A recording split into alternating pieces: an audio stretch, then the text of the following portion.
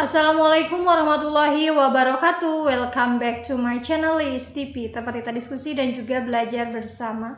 Di video aku kali ini aku mau membahas soal pretest PPG ya, khususnya untuk guru kelas SD.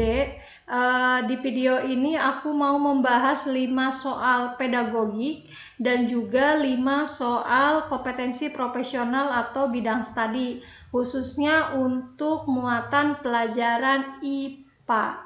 Tapi sebelumnya buat teman-teman yang belum subscribe, silahkan tekan subscribe terlebih dahulu dan juga nyalakan lonceng notifikasinya. Buat teman-teman yang mau gabung di grup telegramnya Belajar Bersama IIS TV, khususnya untuk para peserta pretest PPG PGSD ya teman-teman, yang mau gabung di grup telegramnya, teman-teman tinggal langsung chat saja ya. Untuk nomor handphone itu sudah tertera di sini ya, nomor teleponnya. Untuk lebih jelasnya informasinya teman-teman bisa cek di kolom deskripsi aku. Fasilitas yang bakal didapatkan ini ada latihan soal setiap hari, ada video pembahasannya, rekap soal PDF, dan juga disediakan 3 paket tryout, dan masing-masing tryout ini terdiri dari 100 soal ya teman-teman, meliputi pedagogik, profesional atau bidang studi, ada tes potensi akademik, dan juga minat dan bakat. Soalnya juga up to date teman-teman, ini baru insya Allah banyak yang keluar, yang penting teman-teman pahami aja materinya. Seperti itu ya. Untuk lebih lengkapnya teman-teman bisa cek di kolom deskripsi aku. Persiapkan dari sekarang ya teman-teman ya, manjada wajada. Kita langsung ke soal yang pertama.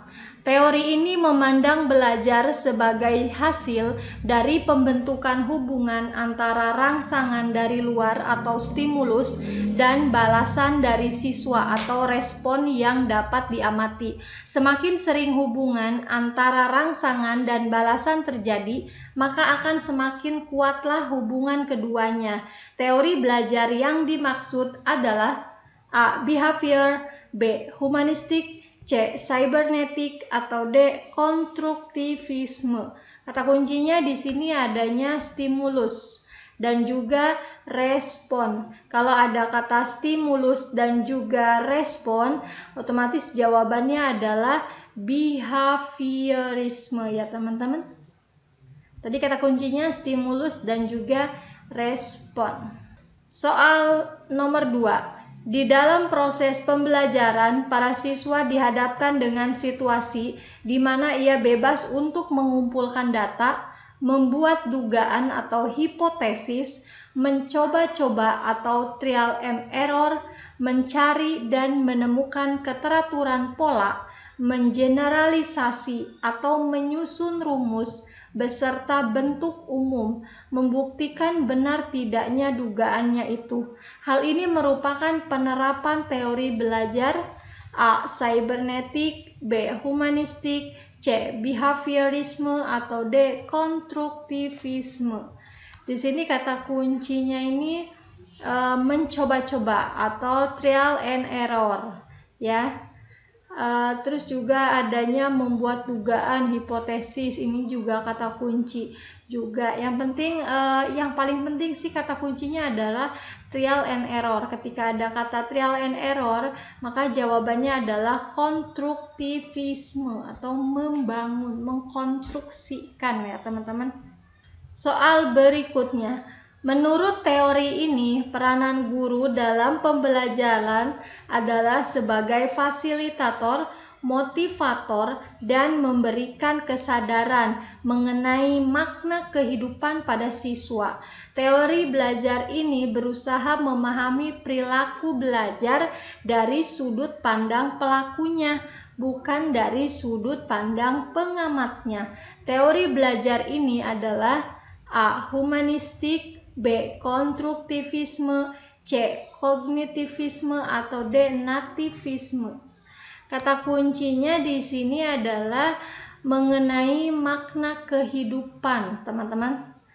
Mengenai makna kehidupan berarti lebih memanusiakan manusia. Otomatis jawabannya adalah humanistik, opsi yang A ya teman-teman. Soal berikutnya. Pada masa kini, siswa dituntut untuk dapat belajar setiap saat dan bisa terjadi dimanapun. Hal ini terjadi karena kemajuan teknologi yang memungkinkan belajar jarak jauh dalam jaringan atau online. Pernyataan di atas sejalan dengan teori A. Cybernetik, B. Konstruktivisme, C. Behaviorisme, atau D. Kognitivisme. Kata kuncinya adalah jaringan atau online. Kemajuan teknologi. Maka jawabannya adalah cybernetik. Soal berikutnya. Pendapat yang menyatakan bahwa pengetahuan atau pengalaman yang baru dapat terkait dengan pengetahuan lama yang sudah ada di dalam struktur kognitif seseorang adalah teori belajar, A. Behaviorisme, B. Konstruktivisme, C. Kognitivisme, atau D. Cybernetik. Di sini kata kuncinya adalah terkait ya. Jadi mengaitkan pengalaman yang sudah ada. Jadi terkait dengan pengetahuan lama yang sudah ada. Terus juga di sini ada kata kognitif. Maka jawabannya pasti kognitivisme. Kita lanjut ke soal untuk kompetensi profesional atau bidang studi IPA untuk guru kelas SD. Contoh soalnya, terdapat 5 pokok data ilmiah, di mana yang pertama ini adalah hasil eksperimen, merumuskan masalah, menyusun hipotesis, mengadakan eksperimen, dan terakhir menarik kesimpulan. Dari data di atas, urutan metode ilmiah yang tepat adalah, untuk urutan metode ilmiah, yang pertama itu mana dulu? Apakah yang pertama dulu hasil eksperimen dulu atau merumuskan masalah dulu? Ya, untuk metode ilmiah yang pertama itu pasti merumuskan masalah. Berarti poin yang kedua dulu ya teman-teman. Setelah merumuskan masalah itu apa? Hasil eksperimen atau menyusun atau mengadakan atau menarik. Pasti menyusun hipotesis dulu ya. Setelah menyusun hipotesis, mengadakan eksperimen. Nah, setelah mengadakan eksperimen, baru hasil eksperimen dan terakhir menarik kesimpulan. Maka jawaban yang tepat adalah opsi yang B. Jadi teman-teman harus hafal urutan metode ilmiah. Yang namanya metode ilmiah yang pertama itu pasti merumuskan masalah terlebih dahulu. Setelah itu baru menyusun hipotesis. Setelah itu mengadakan eksperimen dan hasil eksperimen dan terakhir yaitu menarik kesimpulan. Soal nomor 2. Seorang siswa kelas 10 hendak meneliti tentang pengaruh suhu terhadap kecepatan reaksi suatu enzim yang tergolong variabel bebas. Dari penelitian tersebut adalah A. Kecepatan reaksi, B. Jenis enzim, C. Tabung reaksi, D. Banyak enzim, atau E. Suhu. Di sini yang ditanyakan adalah variabel bebasnya. Maka jawabannya adalah opsi yang E, yaitu suhu. Soal nomor 3. Sari mengamati bahwa air di lingkungan tempat tinggalnya keruh dan berbau. Ia menduga air tersebut telah tercemar sehingga tidak layak dikonsumsi. Untuk menguatkan dugaan tersebut, sebaiknya yang harus dilakukan Sari adalah A. Mengolah data, B. Merumuskan masalah, C. Merumuskan hipotesis, D. Melakukan eksperimen, atau E. Menyusun kerangka teori. Di sini ia mau menduga air tersebut telah tercemar ya. Jadi apa yang harus dilakukan dilakukan oleh si Sari ini? Jawaban yang tepat adalah opsi yang D. Jadi dia harus melakukan eksperimen. Soal nomor 4. Sinta akan melakukan percobaan menentukan massa zat air. Bahan dan alat yang disiapkan berupa minyak goreng, spiritus, gelas ukur, neraca. Hipotesis yang diajukan Sinta ketika mengukur massa jenis minyak goreng dengan mengubah-ubah volumenya adalah: A. Semakin besar volume minyak goreng, massa jenisnya semakin besar. B. Seberapapun besar volume minyak goreng, massa jenisnya sama besar. C. Semakin besar volume minyak goreng, massa jenisnya semakin kecil. D.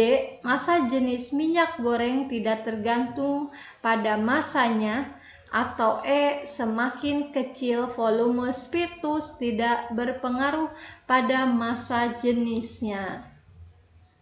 Jawaban yang tepat adalah opsi yang B ya teman-teman. Jadi seberapapun besar volume minyak goreng, massa jenisnya itu akan sama besar. Soal yang terakhir. Pada saat sedang berjalan-jalan di hutan, Adi mengamati sebuah fenomena yang menarik, yaitu adanya daun yang berbeda warna, walaupun jenis tanaman sama. Daun yang ternaungi pohon rimbun berwarna hijau kekuningan, sedangkan yang tumbuh di tempat terbuka hijau segar. Berikut ini adalah rumusan masalah yang dapat diajukan berdasarkan fenomena di atas. A. Apakah ada hubungan antara tumbuhan penaung dan tumbuhan yang ternaungi? B. Apakah intensitas cahaya berpengaruh pada pembentukan zat hijau daun? C. Apakah terdapat kompetisi antara tumbuhan penaung dan tumbuhan ternaungi? D. Apakah tumbuhan penaung mengeluarkan zat berwarna kekuningan yang dapat mempengaruhi warna daun tumbuhan yang ternaungi? Atau E. Apakah tidak ada yang berpengaruh pada warna daun? Jawaban yang paling tepat untuk rumusan masalah yang di atas ini adalah opsi yang B ya teman-teman. Apakah intensitas cahaya berpengaruh pada pembentukan zat hijau daun? Oke, terima kasih buat teman-teman semuanya yang sudah menonton video ini sampai selesai. Semoga bermanfaat. Salam sehat dan juga tetap semangat buat teman-teman semuanya. Wassalamualaikum warahmatullahi wabarakatuh. See you di next video.